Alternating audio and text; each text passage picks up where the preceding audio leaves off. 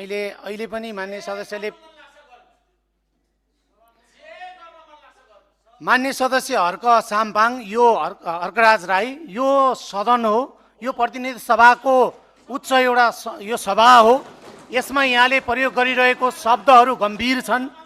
यहाँले प्रयोग गरिरहेको शब्दहरू मर्यादा विपरीत छ। यहाँले प्रयोग गरिरहेको शब्द अपमानजनक छ र यहाँलाई म फेरि ध्यानाकर्षण गराउन चाहन्छु।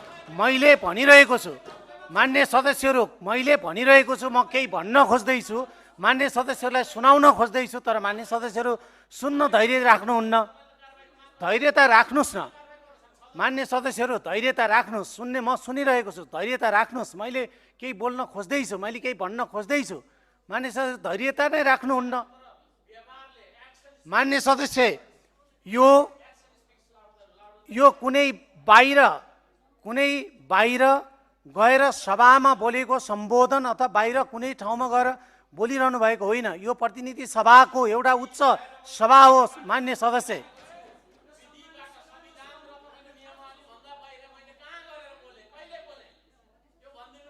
मान्य सदस्य, मैले केही बोल्न खोज्दैछु। मान्य सदस्य सुनिदिनु पर्यो। मान्य सदस्यले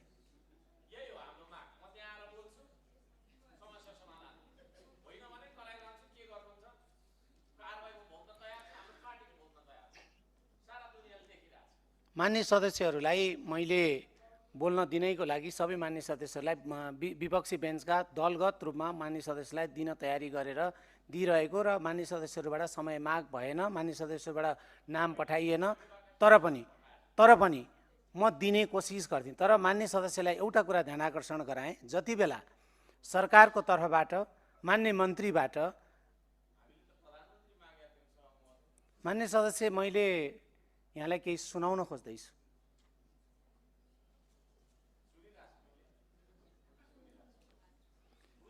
मान्य सदस्यले निरन्तर विरोध गर्नुभयो र मान्य मन्त्रीबाट सरकारको तर्फबाट सम्बोधन गरिरहँदा, सरकारको तर्फबाट आफ्नो मन्तव्य राखिरहँदा मान्य सदस्यले निरन्तर बोलिरहनु भयो र निरन्तर विरोध गरिरहनु भयो। यसको अर्थ स्पष्ट के बुझिन्छ त भन्दा मान्य सदस्यले रोस्टममा गएर बोल्ने तयारीमा हुनुहुन्न भन्ने कुरा स्पष्ट सभामुखले बुझ्यो।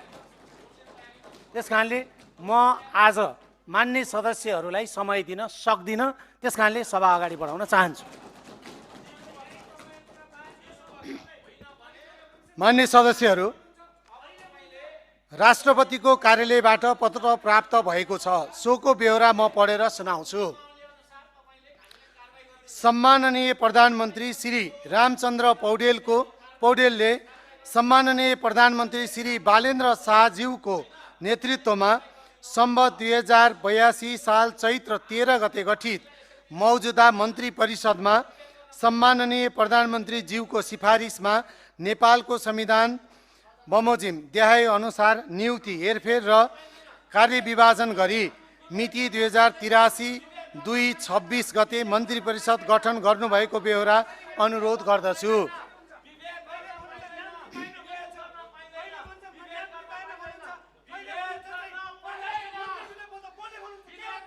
श्री बालेन्द्र शाह प्रधानमन्त्री रक्षा, डाक्टर स्वर्णिम वाग्ले मन्त्री अर्थ, श्री शिशिर खनाल मन्त्री परराष्ट्र, श्री विराज भक्तश्रेष्ठ मन्त्री ऊर्जा जलस्रोत तथा सिंचाई, श्री सुदन गुरुङ मन्त्री गृह, श्री सुनिल लम्साल मन्त्री पूर्वाधार विकास, श्री शोभिता गौतम मन्त्री कानुन न्याय तथा संसदीय मामिला, श्री महावीर पुन मन्त्री विज्ञान प्रविधि तथा नवप्रवर्तन, श्री सीता बादी मन्त्री महिला बालबालिका लैङ्गिक तथा यौनिक अल्पसंख्यक तथा सामाजिक सुरक्षा, श्री प्रतिभा रावल मन्त्री भूमि व्यवस्था सहकारी सङ्घीय मामिला तथा सामान्य प्रशासन, श्री निशा मेहता मन्त्री स्वास्थ्य तथा खाद्य स्वच्छता, श्री सस्मित पोखरेल मन्त्री शिक्षा तथा खेलकुद, श्री खडकराज पौडेल मन्त्री संस्कृति पर्यटन तथा नागरिक उड्डयन, डाक्टर विक्रम तिमलसेना मन्त्री सूचना तथा सञ्चार श्री गीता चौधरी, मन्त्री कृषि वन तथा पर्यावरण श्री गौरी कुमारी, मन्त्री उद्योग वाणिज्य तथा आपूर्ति श्री रामजी यादव, मन्त्री युवा श्रम तथा रोजगार। मिति 2083-226 महादेव पन्थ सचिव।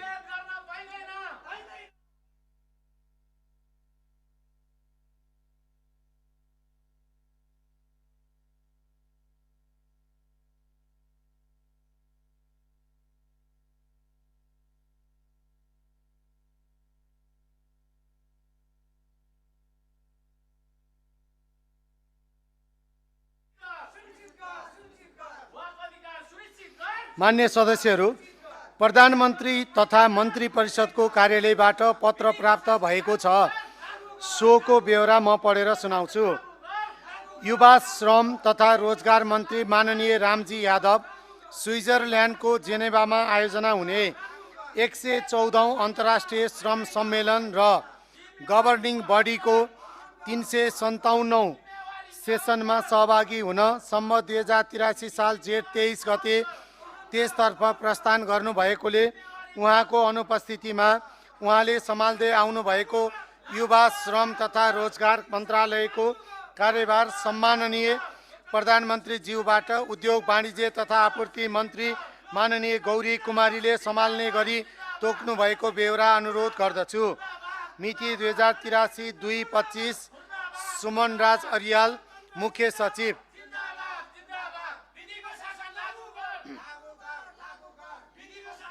मान्य सदस्यहरू, प्रतिनिधि सभा नियमावली 2083 को नियम 13 बमोजिम प्रतिनिधि सभा कार्यव्यवस्था परामर्श समितिमा निम्नलिखित मान्य सदस्यहरूलाई मनोनयन गरेको जानकारी गराउँछु।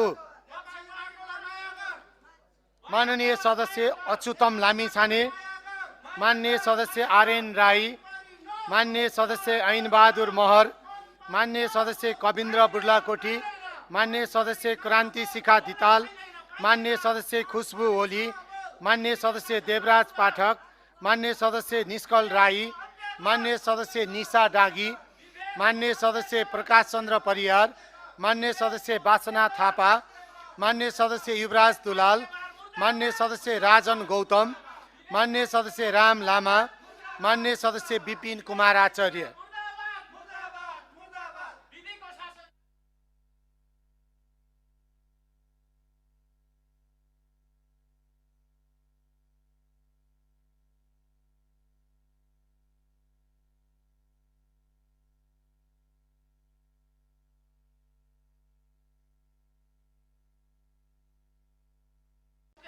मान्य सदस्यहरू, अब प्रतिनिधि सभा नियमावली 2083 को नियम 177 बमोजिम निम्नलिखित समितिमा मान्य सदस्यहरूको नाम हेरफेर गर्न सभाको सहमतिको लागि प्रस्ताव गर्दछु। मान्य सदस्य भरत प्रसाद पराजुली अर्थ समितिबाट राज्य व्यवस्था तथा सुशासन समितिमा, मान्य सुरेन्द्र चौधरी अन्तर्राष्ट्रिय सम्बन्ध र पर्यटन समितिबाट राज्य व्यवस्था तथा सुशासन समितिमा, मान्य यज्ञमणि नेउपाने कानुन न्याय तथा मानव अधिकार समितिबाट राज्य व्यवस्था तथा सुशासन समितिमा, मान्य करिश्मा कठरिया राज्य व्यवस्था तथा सुशासन समितिबाट अर्थ समितिमा, मान्य रुबिना आचार्य राज्य व्यवस्था तथा सुशासन समितिबाट कानुन न्याय तथा मानव अधिकार समितिमा, मान्य अप्सना बानु राज्य व्यवस्था तथा सुशासन समितिबाट कानुन न्याय तथा मानव अधिकार समितिमा,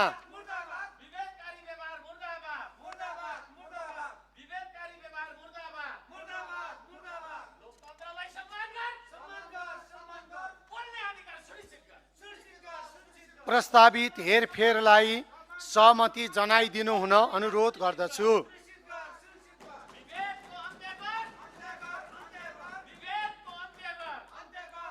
प्रस्तावित हेरफेरलाई सभाले सहमति जनाएको घोषणा गर्दछु।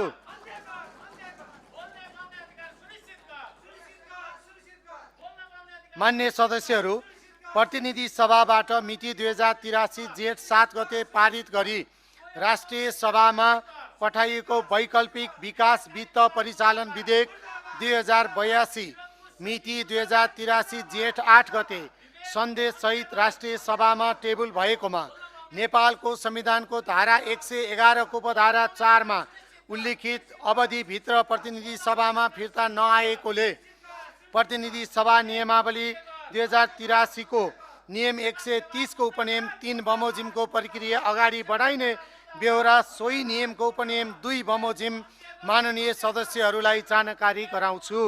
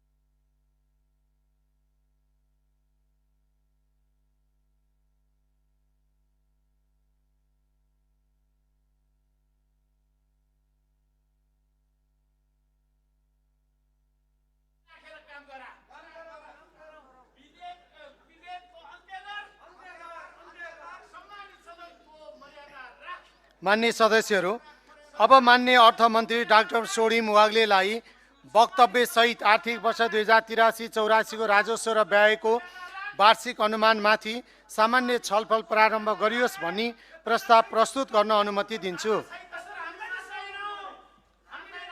सम्मान्य सभामुख महोदयको अनुमतिले आर्थिक वर्ष 2083-84 को राजस्व र व्ययको वार्षिक अनुमानमाथि सामान्य छलफल प्रारम्भ गरियोस् भन्ने प्रस्ताव प्रस्तुत गर्दछु। धन्यवाद।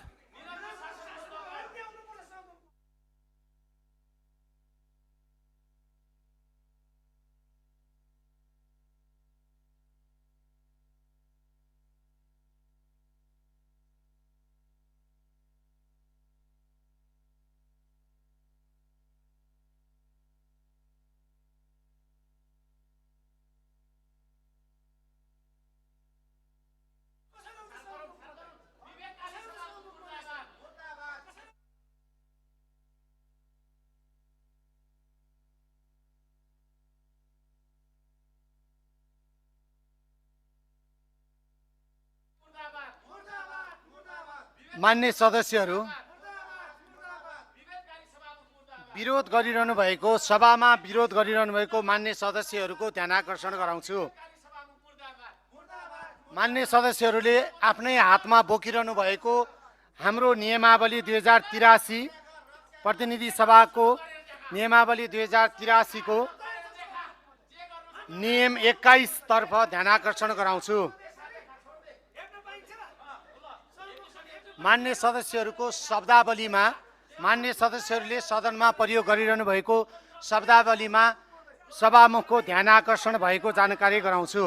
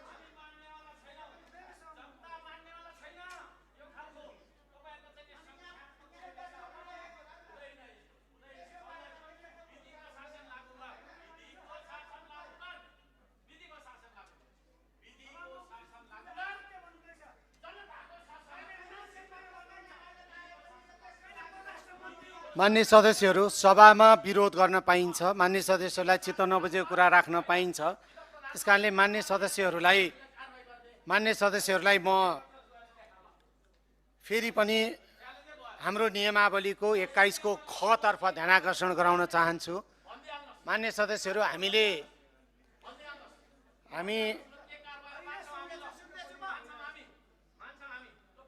हामी आर्थिक वर्ष 2083-84 को राजस्व र व्ययको छलफलमा अगाडि बढ्दैछौँ। त्यसमा मान्य सदस्यहरू बस्नुहोस्, आफ्नो स्थानमा गएर बस्नुहोस्। त्यसपछि हामीले मान्य सदस्यहरू आफ्नो स्थानमा बसिसके पछाडि यसपछि हामीले मान्य सदस्यहरूलाई राजस्व र व्ययको छलफलमा बोल्न दिने समय हामी दिन्छौँ। त्यसमा आफ्ना कुराहरू राख्नुहोस्। मान्य सदस्यहरू, विरोधको शैलीलाई ध्यान दिनुहोस्।